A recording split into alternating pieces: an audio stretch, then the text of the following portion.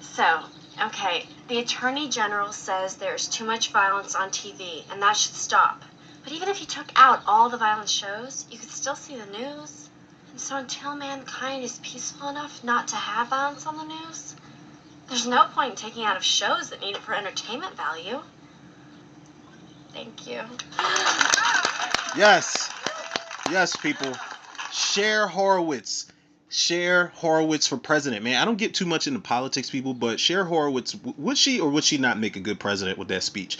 I don't think so, because I think Cher Horowitz, all pun intended, is so clueless that she would probably just nuke everything. She'll be like, oh, well, what's this button do right here? And then just hit the button, and then the whole earth explodes on some Mortal Kombat fatality type of stuff, man. But nah, in all seriousness, people, even though we're talking about like a comedy sequel series here, man, Clueless is getting a sequel series, man. And this is, like, I'm not gonna lie, man, this is kind of long overdue.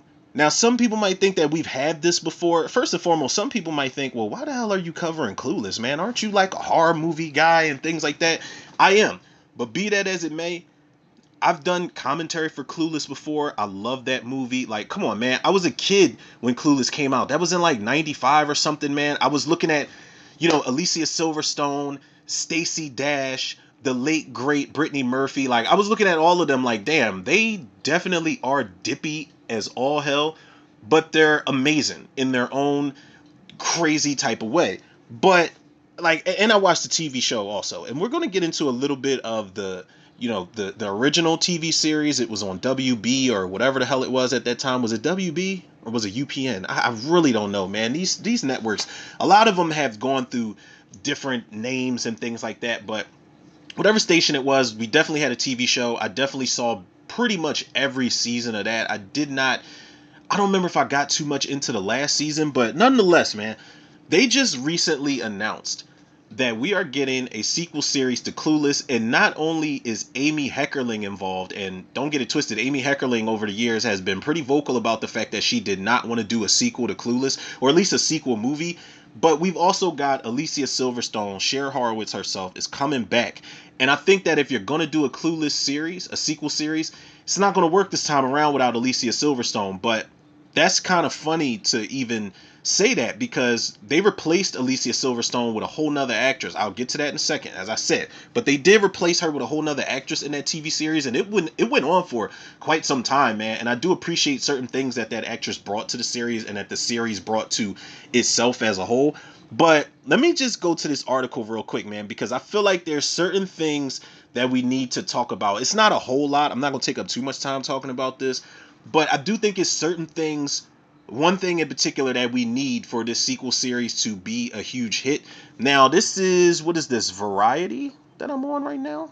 Oh, this is MSN. Let me stop making shit up here. But MSN, the article says Alicia Silverstone is attached to reprise her role of Cher Horowitz in a Clueless sequel series at Peacock, Variety has learned. The show is currently in development. Exact plot details are being kept under wraps, aside from the fact that the show will serve as a follow-up to the cult classic film. Josh Schwartz and Stephanie Savage are attached to write along with Jordan Wise. Is it Wise or Weiss? Or is it Wes? Weiss. I feel like this is the last name of the actor that plays Goldberg from the Mighty Ducks. I don't know. It's Weiss. It says all three will executive produce. Jesus, man, I'm getting lisps and shit all over the place. I think that me talking about this is making me just as clueless as everybody that's going to be involved, But it says with Schwartz and Savage doing so under their fake Empire banners. Silverstone will executive produce, which is amazing. In addition to starring, Amy Heckerling, who wrote and directed the first film, and Robert Lawrence, who produced the film, also serve as executive producers. CBS Studios will produce in association with Universal Television. Now, all of that being said, man, it's really crazy because I remember, I think it was Jimmy Fallon that Alicia Silverstone was on, looking amazing, by the way, man. And he was asking her, you know how Jimmy Fallon is, he's always like, man, are we going to do this, or is this coming out, are you going to do that? And he asked her about a Clueless sequel, and she's like, Amy Heckerling has definitely said that she is not interested in doing another sequel, but I think she said that she was doing something on Broadway as far as Clueless goes. They were doing like a musical or something like that. And that's cool for, people that are actually into that kind of thing. I'm not really a big musical fan, really much at all. So I wasn't interested in that. But I do think it's really crazy that, I mean, if we really stop and think about it, it's really not crazy because legacy sequels, whether they're TV shows or whether they're movies as a whole, it's the wave right now. You know what I'm saying? It's definitely the wave, and I feel like this is not going anywhere anytime soon, man. I mean, come on now. They just greenlit the Goonies 2 and Gremlins 3, and that's years after they greenlit Ghostbusters and, Beetlejuice is getting a part 3. Legacy sequels, regardless of how long ago the originals were made, are definitely still a thing, and I feel like if you do them properly, if you handle them with care, and actually, the third one I'm going to save because it's something that I have on my list as far as the what to do to make this work. But there is something that you can do to make all legacy sequels work, and it doesn't always work for everybody. I'm not saying no names, Dumb and Dumber 2 or Zoolander 2 or anything like that. I wouldn't dare say any names about that. But Amy Heckerling being the writer and director of the first one, I think it's only right that she gives her blessing. I think that if you try to do this without her, you could do it, but it's not going to have the same magic. It's not going to have the same dippy, airheaded charm that the first movie had. They could have easily went around her, but I don't know if she owns the rights to it. I have no idea how that type of legal situation is going. But the fact that she's back on board and she's got her partner in crime, Alicia Silverstone. That first movie does not work without those two. Obviously, you had an amazing supporting cast and crew, but Amy Heckerling and Alicia Silverstone, them being on board with this, for anybody that wanted a sequel, I do feel like this is good news to them. And I would have been cool with a movie, but I think a series will be a hell of a lot better. It'll flesh the characters out even more.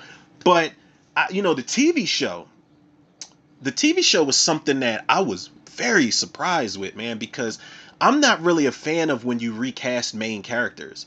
Super main characters, the focal point of the stories here, man. So we went from Alicia Silverstone to Rachel Blanchard, who was in The Rage Carrie 2. And Rachel Blanchard as Cher Horowitz throughout the course of this entire Clueless TV show was really good, man. You know why she was so good in that show? Because she didn't necessarily try to carbon copy Alicia Silverstone's version. She made it her own version, and believe it or not, they got more time to flesh out Cher Horowitz over the course of I don't know how many seasons the show had. It went from 96 to 99. Had an okay run. I think they could have went a lot longer, but they had Stacey Dash come back in the mix. They had Donald Faison and Sean Holland and Alyssa Donovan. They had a whole bunch of people come back in the show. But I think that Rachel Blanchard, it's a testament to how solid of an actress she was playing the character of Cher Horowitz.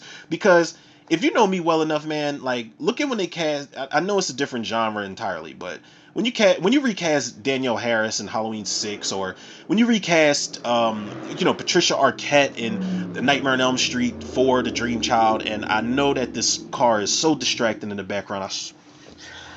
Jesus Christ, people. I swear, let me keep my composure. I have the most obnoxious. You know what? I just figured out who it was. Like, if y'all have been following along and during certain episodes when y'all hear that loud ass engine or engines in the background, it's the auto body shop around the corner. And it's like they test out the same fucking car over and over and over. It's like this light blue Mustang or something that they've got out there. And I really hope somebody flattens the tires and, cuts the brake line and all types of shit. I really hope they do to that car. I hope that they have a bad experience on the freeway the same way that Cher Horowitz, Dion, and Murray did in that original Clueless movie. And I hope nobody gets hurt, but I just hope they get a crash course in just, humility and things like that as far as that stuff outside goes. But anyway, let's get back on track, people. The TV show was definitely solid. One of my favorite episodes, three of my favorite episodes of all time in that Clueless TV series was the two episodes where they were basically copying Scream, and I think it was called Scream, Murray, Scream, and they were setting up a haunted house, and people ended up dead. Coach Deemer ended up dead. Marshall ended up dead. Amber ended up dead, and it was all a prank to play on Murray at the end of the day. And I love those two episodes, man. They left it on a cliffhanger, and then they gave you the other episode, the finale episode, the following week. And also like the episode with oh man, Jan Brady from the Brady Bunch movies, and she played Felice Lesser, and they kept calling her Felice Loser, and Cher had to be, partners with her for a group project or something like that, and she ended up, she was kind of shallow about it at first, but she ended up really being friends with Felice Lesser. That was one of my favorite episodes, also. So safe to say, I do love that Clueless TV show, but I feel like there's certain things that, as I'm gonna call this episode, there are certain things that this series can do to avoid being a total Monet. And there's some people, the uninitiated out there, are gonna be like, well, what's a Monet? Kind of like how Ty's character, the late great Brittany Murphy, asked Cher in that original movie, and Cher's answer to a Monet, or what was it, a full-on Monet, a total Monet, whatever it was. She basically told her, she's like, oh, it's like a painting.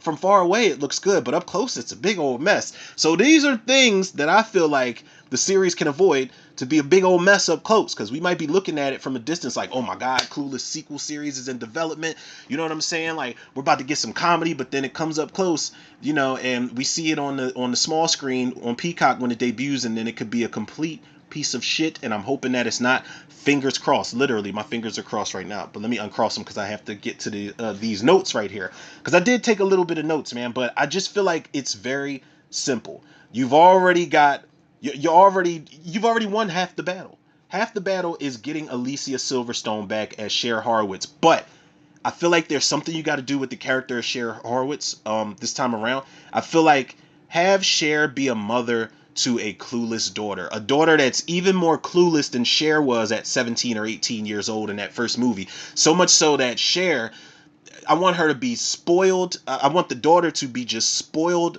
rotten rich. Kind of how like Mel Horowitz, Dan Hedaya's character, spoiled his daughter. Now, obviously, Cher's mother passed away. I can't remember what the story was, but I know there was a painting in the living room when you first walk in of her mother, and she showed her mom her grades, and she's like, pretty groovy, huh, mom?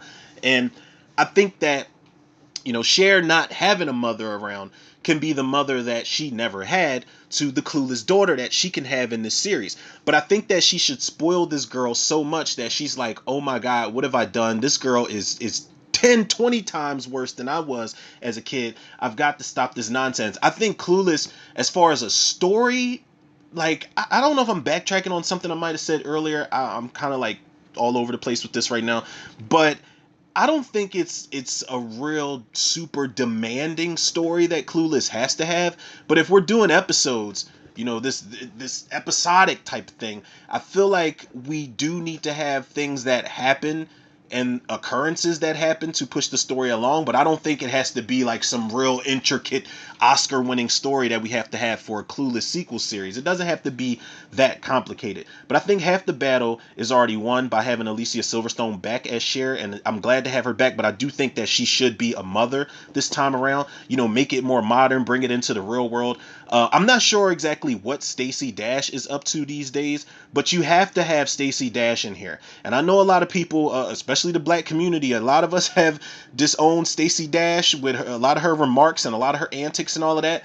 I don't know how much she's cleaned up her act. I'm hoping that she's not in any type of trouble out here in the world, and I'm hoping she's keeping herself together and like mentally and all that stuff. I'm not talking about physically. Stacey Dash is going to be beautiful forever, in my opinion. But aside from all of the antics and everything, I do think if you have Alicia Silverstone on board, you have to get Stacey Dash back as Dion. You have to have the Two Live Crew back on screen together. Now, as much as I love that TV show, and as much as a relationship and a chemistry that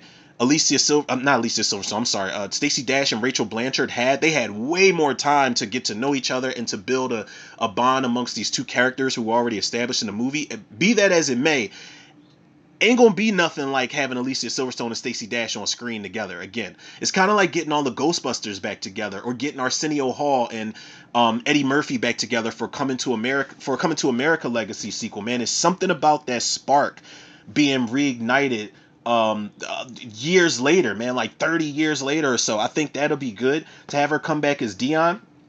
I think if we're talking about bringing original cast members back, I also do think that Brittany Murphy has to be mentioned in this series. Again, rest in peace, shout out to Brittany Murphy, man. I mean, come on now. Clueless was my introduction to her, but then Cherry Falls and Just Married, and I think Don't Say a Word was the movie she was in. The Prophecy 2. She was in so much. 8 Mile, she was in so many movies. She was such a it girl. She was so pretty, and it was so sad. What happened to her, man. It was tragic. It was untimely, and it was just like I remember just really being heartbroken because Brittany Murphy was one of my favorite actresses at the time, and she didn't really. She wasn't an actress that was necessarily always going for an Oscar. She knew what role she was in, and she brought this kind of strange personality to it, man, especially in something like Cherry Falls, where she was the main girl, but she was kind of like not necessarily gothed out, but she was I don't know, kind of rebellious, but she had a lot of just awkwardness about her character, but it made her character stand out, and she's one of the more underrated final girls in underrated slasher movies. But I think there should definitely be a mention of Brittany Murphy. I don't think this is a sequel series that should write her off as, her character passed away. I think that's definitely going to be a shot to the heart. So I do think that she should be mentioned. I don't know, maybe Ty moved away and married Travis. Travis was Breckin Meyer's character. He was hitting on her from the rip, and then she kind of fleed him off when she became a part of the in crowd and everything. She's like, don't the slackers prefer that grassy knoll over there? And she played the shit out of my boy, but they ended up together. And they, she went to his little skateboarding event, and they were together at the end of the movie at the wedding or whatever the hell. Who was getting married again in that movie? Oh, it was Miss Geist and Mr. Hall. Rightfully so. But I do think Brittany Murphy, just say, Ty moved away, she married Travis, this, that, and other. And bring Travis back also. Breckin Meyer, I have not seen him since, oh man, the Ghost of Girlfriend's Past, where he was Lacey Chabert's, fiance, and Matthew McConaughey's brother. That was actually really great casting, having Breckin Meyer play Matthew McConaughey's brother. They look like they can kind of favor each other in some strange way. But it would be great to see Travis again. Maybe keep him a stoner, maybe not. I think he's a lot more mature now, if I'm going to write my own little script here. I don't think Travis was in the TV show because Brittany Murphy wasn't in the TV show at the time. But I don't remember if there were cameos or anything like that. I really don't remember. But I do think you should bring Travis back as well. Maybe have Travis pop up. Here, Ty sent you a gift, a care package, blah, blah, blah. Have Cher read a letter. And I don't know, maybe have somebody recreate Brittany Murphy's voice as Ty. And she's like, Dear Cher, I miss you, best friend, this, that, and the other. P.S. You're still a virgin who can't drive. Or I don't know. Maybe have her say, no, don't have her say that. I'm thinking like a mad scientist right now, but don't have her say, P.S. You're still a virgin who can't drive, because all I pictured was Cher, even as a grown-ass adult, reading that letter and thinking to herself, that was way harsh, Ty. Because that really was fucked up for Ty to say that to her best friend, her newfound best friend who basically created her. But just have her say P.S. something, recreate a line. Say I'll be seeing you, hopefully not sporadically. You know what I'm saying? And have her still just as clueless as she was before. I think that we should Fast and Furious Paul Walker this thing with Brittany Murphy and just have her still alive in this universe. I think that would be a really nice touch. It would be some really emotional and great writing though. Paul Rudd. I think we can bring Paul Rudd back as Josh. It would be amazing to see Paul Rudd come back as Josh, but this is where we get a little tricky and weird with the returning characters, because this day and age, I don't want to see Cher and Josh. I didn't even want to see it back then, but I guess as a kid, it was still weird as a kid, but definitely as an adult now, I'm like, wait, that's like your sister, bro. Like, that's like that is, Mel Horowitz was married to Josh's mom, and they divorced, but Josh was still hanging around. He was the hanger-arounder, but he ended up crushing on his ex-stepsister. I'm just like, dog, it's weird. It's weird, bro. It's really fucking weird. So I don't think we should tap on that.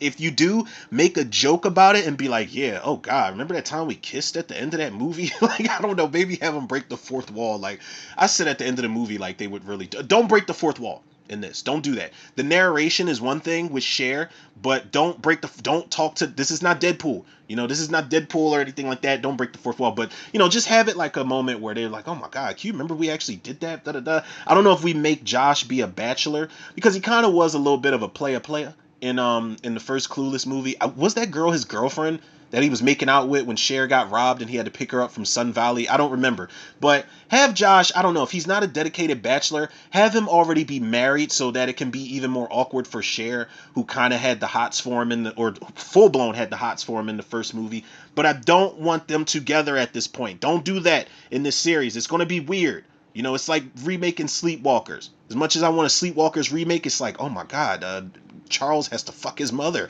if we do a Sleepwalkers remake. Man, it's just weird. Dan Hedaya. I think we should have Dan Hedaya. I know we should have Dan Hedaya come back as Mel Horowitz. Now, they had Doug Sheehan come back as not Sheehan, I'm sorry.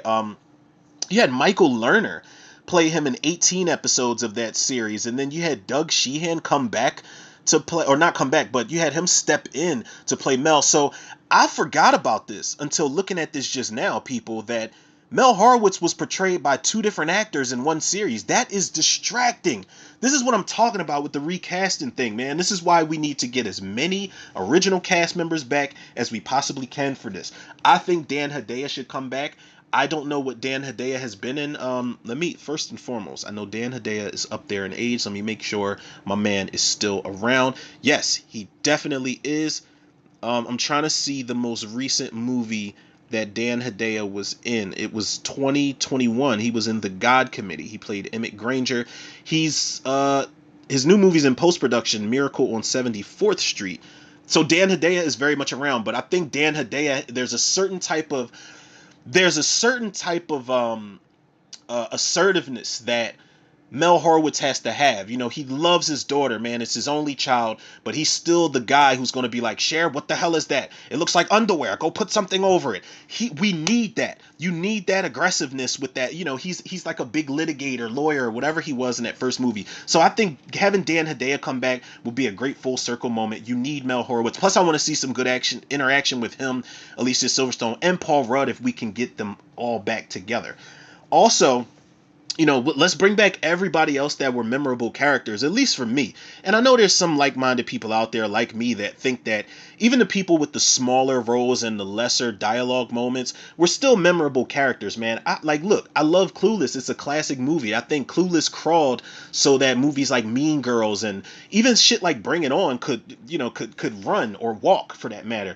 And when I say bring back the memorable characters, bring back Donald Faison as Murray. You gotta have that, man. You gotta have him and Stacey Dash interacting. You gotta have him asking her, yo, you've been jeeping behind my back and things like that. You gotta have her threaten to call his mama again, even in their grown ass age. Donald Faison is still a working actor to this day, man. And I think Donald Faison is just still as energetic and as funny as he's always been. He's always been one of my favorite actors, man. And I wish Donald Faison was like an actor where they plastered his name above a movie title, you know, as far as like having him be a huge leading man actor. You know, I think Donald Faison, as great as an actor as he is, they give him like these side quest character moments like King's Ransom or some of his earlier movies, like he used to die in a lot of his early movies. Like, he died in Sugar Hill when he played Kaimi. He died when he played Tiny Dom in New Jersey Drive. He didn't have a lot to do, but he was featured quite a bit in Wait and Exhale, where he was Loretta Devine's son. He's just a great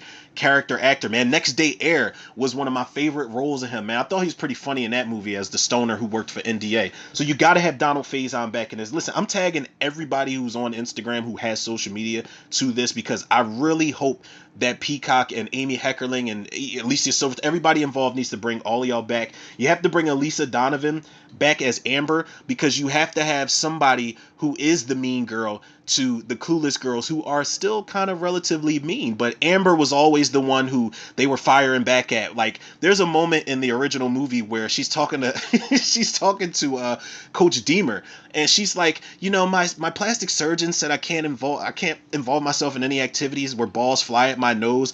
And Dion's like, well, there goes their social life. Like, and then they actually have moments where they're cool with Amber. Like, I think in the TV series, as much as Amber was kind of like a low-key mean girl semi-antagonist, she's still very much a part of the group, and you can't have Clueless without Amber, man. That's why they featured her back in the show and had her very much in the forefront. And speaking of in the forefront, somebody who didn't get to have much to do after a certain thing happened in that first movie, Jeremy Sisto as Elton.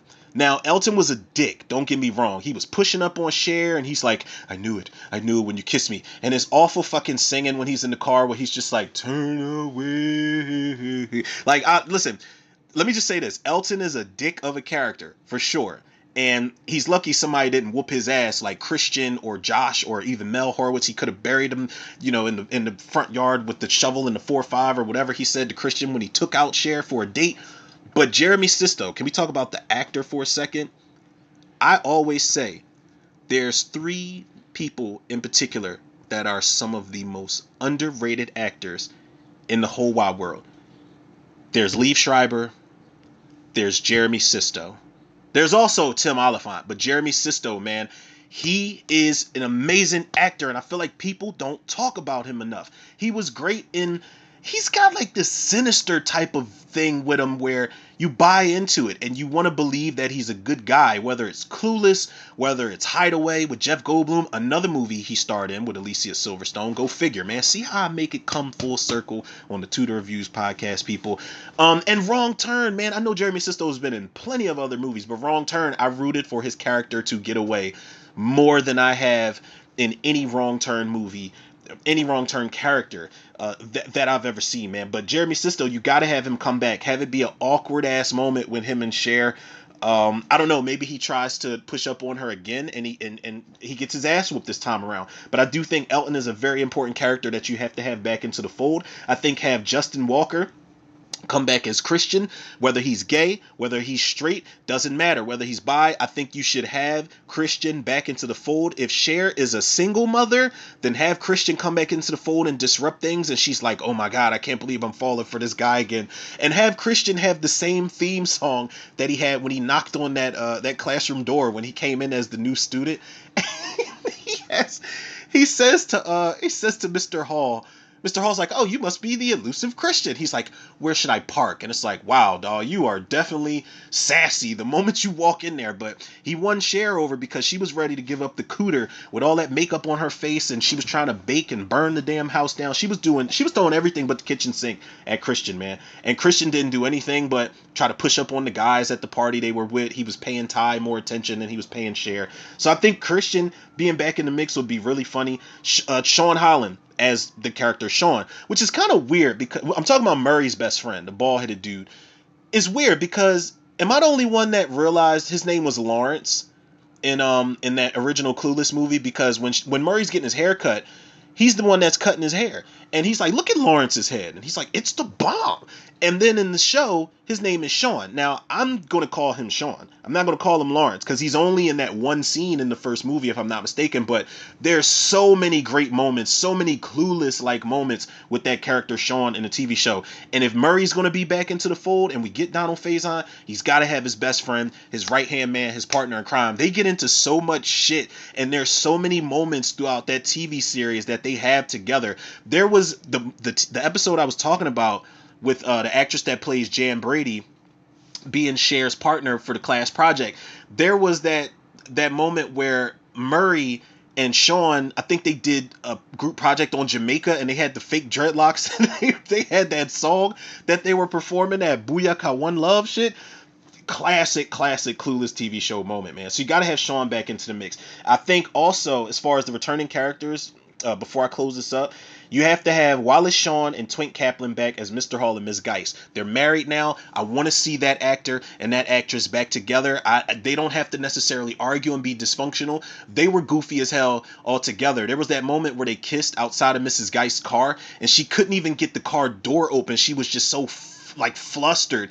And I love that Mr. Hall, when that music kicks in and they got that song, the world is full of fools, whatever it is, that song is dope as hell, man. But I think that you got to have moments like that where they're married and they're still trying to impress each other. Because Mr. Hall, remember when that song kicks in and he sits down at his desk and looks in the mirror or the reflection, whatever it is, and he combs that little bit of hair that he's got? He's really geared himself up to get with Ms. Geist, man. And I love that. This is why you got to have Stacey Dash back, because Cher and Dion hooked that whole thing up, man. They were sending the two teachers love letters and shit and sending each other flowers and candy and stuff. And they ended up being, you know, the masterminds behind a really solid hookup in Clueless TV, or not Clueless TV, but Clueless universe lore, man. I love that. So you got to have all of these main players back.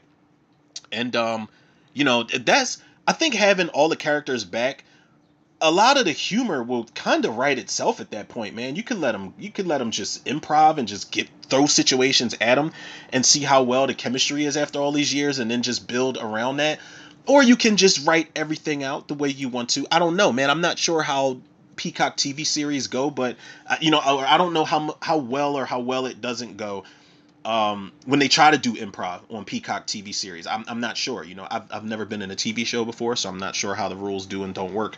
But that being said, man, as much as I want everybody to come back, there's one thing before I close this out for real that I don't want this series to do. And this is me not just with the Clueless sequel series. This is me with every Legacy sequel. This is one of the reasons why a lot of shit in Dumb and Dumber didn't work. This is one of the reasons why a lot of shit in damn, I just had the Legacy sequel right on the tip of my tongue and forgot. But Legacy sequels in general, there's something that I hate that they do, and it's using a lot of the original material as a crutch, as a safety net. And this is what I don't want them to do. I do not want them to rely too much on old jokes and old moments. We don't have to recreate everything for the sake of nostalgia. I feel like they need to take notes on how the original show became. Now, I think a lot of people going into the original Clueless TV series, they were like, oh my God, do we really need this? What are they going to do this time? What are we going to do? And the TV series had so much to build on with these characters and with these episodes that it took on a life of its own. And it was still in the same world as Clueless. It was still a continuation of the characters and what they went through, but it was almost something completely different. Like, that's one of the reasons why I think the show was so good and lasted as long as it did in my eyes, because it was able to separate itself from the movie. We were so far into these episodes where we could do our own thing. We didn't see Halloween Scream spoofs and characters from the Brady Bunch movie come in, and we didn't get to see all of that shit because we only had an hour and some change with these characters and with this particular story and their side stories. But I think that the TV show was so good that it was able to just branch off and just take these creative liberties. And I think that's something that the new series could definitely not necessarily learn from, but just it can look at it and use it as a study guide. And they could say to themselves, all right, this is what we don't want to do in the new series. Because I'm almost sure with the Peacock TV series, they can kind of push the envelope a little more than the original series was able to, because I don't remember if that original series was TV MA or rated teen, or is it even rated teen for TV shows? I don't remember, man. I don't even pay attention to that shit anymore. I can't tell if I'm doing game ratings or TV ratings at this point. But look, man, there's a lot of different directions this can go in. This is just me saying what I would want from a Clueless sequel series, because I'm excited for this, man. And I know it's a chick flick or a chick TV show, but look, man, listen, all right, man. I did commentary last September for Mean Girls. It was the first time I watched it, and everybody was like, yo, man, you might like it, give it a chance. That was me stepping out of my comfort zone, and I actually thought it was some really funny parts in Mean Girls. But Clueless was just one of those, like I said, man, I was a kid, and I'm like, oh my God, Alicia Silverstone and Stacey Dash and Brittany Murphy and Elisa Donovan. I was like, Jesus, man, like, I hope that when I get to high school in due time, that I'm able to be around chicks like this, whether they're clueless or not. I'm like, oh my God. So I was really attached to that movie, man, and I still love that movie to this day. I've always been curious about a sequel. I love the TV show to this day, and the fact that we're getting a sequel series, an official sequel series with Alicia Silverstone attached to it, I feel like the only way to go is up. Not that we were down at any point, because the movie and the series were great. But I think with Amy Heckerling and Silverstone, especially behind the scenes with this, man, they're going to craft this thing to where this is definitely going to be a love letter to the diehard Clueless fans out there. And I hope that this is great, man. I can't wait to see what they come up with. Now, it's going to be a long time before we get some... Well, I don't know as far as updates, but it's going to be a long time before we get a trailer or a release date. I mean, maybe they'll set a release date so that they can jump right into production on this thing, but we got to get casting news and so on and so forth. So it's going to be a little minute before we get some more official news for this. But for one, people, I'm excited. Obviously, I'm excited because it took me like a half hour to get this all out, and I know my thoughts were all over the place. And I definitely thank y'all for sticking with me, man, because we got to make sure this thing is not a Monet, as I said before. It's actually making me really think. I got to choose my words carefully as far as what I want this title to be, because I said it in the beginning and I kind of fucked it up, and I said it in the ending and kind of fucked it up. So it wasn't a good segue into a title that might be something completely different by the end of it, but y'all get what I'm saying. Like I said, man, this Clueless shit is rubbing off on me, because at times, y'all know I don't know what I'm talking about, but y'all can blame Cher Horowitz and Dion and the late great Brittany Murphy's character Ty and everybody else that was involved in this, man. I am really hoping that they go with, like, please, Amy Heckerling, if you hear this, if you, by any chance, or Alicia Silverstone, if you hear this by any chance, bring everybody back. Bring the gang back together. Don't recast everybody, man. Don't do that. Everybody's going to be looking at it like, well, yeah, this is called Clueless, but it's something completely different. Or I don't know. Maybe if they can't get everybody back, maybe they'll center it on 3 new girls that Cher and, Dion, or just Cher by herself has to look after or just keep out of trouble. I think it can go in so many different directions, man, but crossing my fingers again, fingers crossed. Here's hoping, man.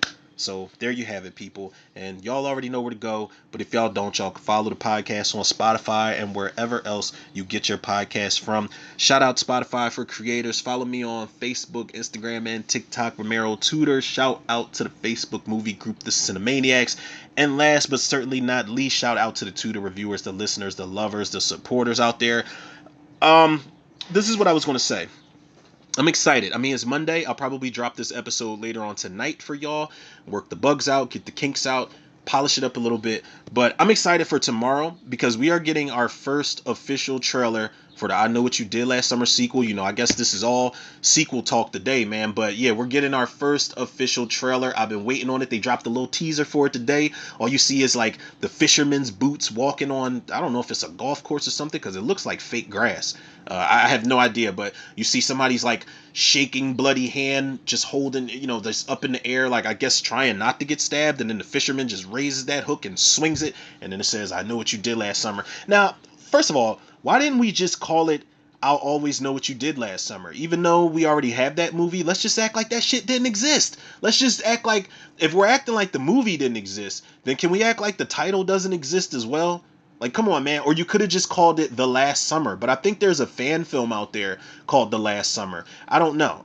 There's so many things you could have called it, but in true legacy sequel fashion, they're calling it the same. I mean, they did it with Candyman. They did it with Wrong Turn. They did it with Halloween. They did it with. Wrong Turn was a reboot. They did it with Texas Chainsaw Massacre. So that's the new thing, man. Let's just call it the same thing that the first movie was. They did it with Scream. I mean, it's cool, whatever. But I think, like, can we start getting creative again, or just start putting numbers in front of shit again? Or just, when I say can we start getting creative again, can we start thinking of subtitles? Like, God bless, Friday the 13th for subtitles. The final chapter, New Beginning, Jason Lives, New Blood, Jason Takes Manhattan. Like, can we get that? Can we get like Nightmare on Elm Street subtitle creative, or Halloween, whatever you want to have it. But I'm not going to bitch about the title. As long as the trailer's good, as long as the story's good, as long as Jennifer Love Hewitt looks good in there, I'm all for it. And also, as long as Brandy comes back. I was talking about all these returning characters for the Clueless series. You got to bring Brandy back. And the director of the new I Know What You Did Last Summer, she kind of hinted at the fact that we may or may not see Brandy. She said, well, you got to go see the movie. I respect that. That's good marketing, lady. But people, y'all already know the love and support that y'all show me, I show it back to y'all tenfold and then some. So with that being said, people, yours truly, Romero Tutor. Another episode of Tutor Reviews in the can. I'll check y'all on the next one.